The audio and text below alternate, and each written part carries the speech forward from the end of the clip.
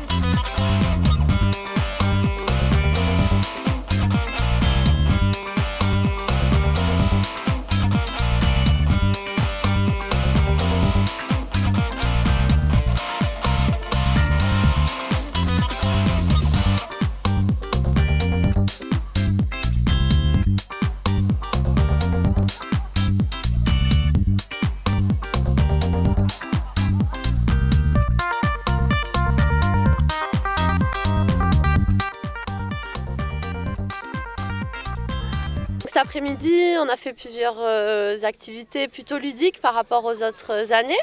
Ce qu'on a préféré, le ventre-glisse.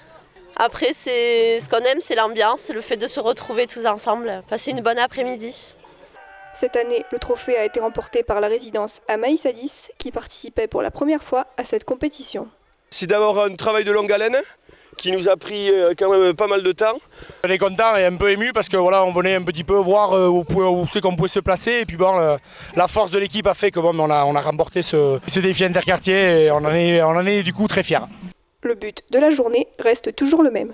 Faire rencontrer les quartiers, le comité des fêtes, voilà, qui connaissent un peu les jeunes et qu'on bouge. Et voilà, c'est la convivialité toujours, c'est le mot fort des fêtes, convivialité.